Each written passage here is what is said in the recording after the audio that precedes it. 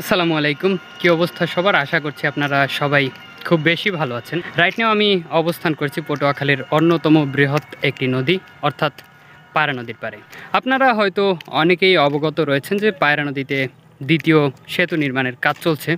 আমরা মূলত সেই সেতুর কার্যক্রম দেখতেই এসেছি। তার সাথে সাথে আমি বেশ অনেক দিন ধরে দূরে কোথাও ঘুরতে যাচ্ছি না। দ্যাটস ওয়াই ভাবলাম যে নিজেকে একটু রিফ্রেশ করি, পাশাপাশি দেশের নানান উন্নয়ন কার্যক্রম যে চলছে সেগুলো একটু ভিজিট করে আসি। সো এখন আমি আপনাদেরকে পায়রাকুঞ্জ ফেরিঘাটের এমন কিছু দৃশ্য দেখাতে চলছি যা আমি মনে করি যে পটুয়াখালীর অন্য কেউ হয়তো আপনাকে এর আগে দেখায়নি।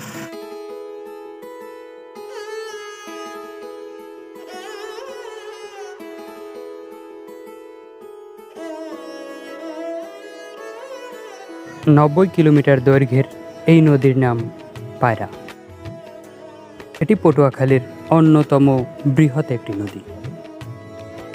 আপনি যদি পটুয়াখালী শহর থেকে খুব কাছে চমৎকার একটি বিকেল কাটাতে চান তাহলে পায়রা নদীর পার হতে পারে আপনার জন্য সেরা চয়েস। এই নদী যেমন তার সৌন্দর্য দিয়ে মুগ্ধ করে রাখে সবাইকে, ঠিক তেমনি মাঝে মাঝে দেখায় তার ভয়াল রূপ। এই নদীর কারণেই পটুয়াখালী জেলা শহর থেকে বিচ্ছিন্ন মির্জাগঞ্জ উপজেলা। প্রতিনিয়ত হাজারো মানুষ জীবনের ঝুঁকি নিয়ে পার হচ্ছে এই নদী।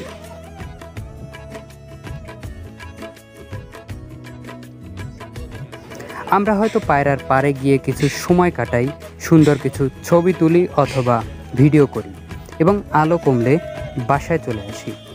তাই আমাদের চোখে খুব কমই ধরা পড়ে এই নদীর ভয়াল রূপ।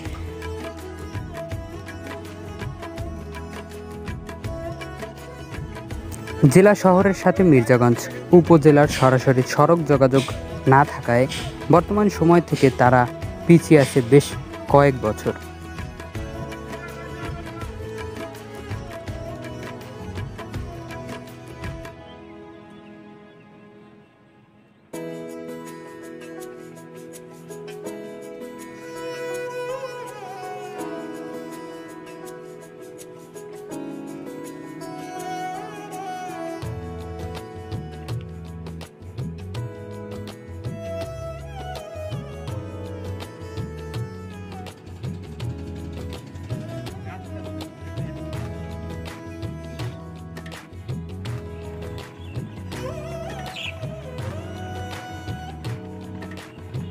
অবশেষে হয়তো ঘুষতে যাচ্ছে মির্জাগঞ্জবাসীর দীর্ঘদিনের আক্ষেপ।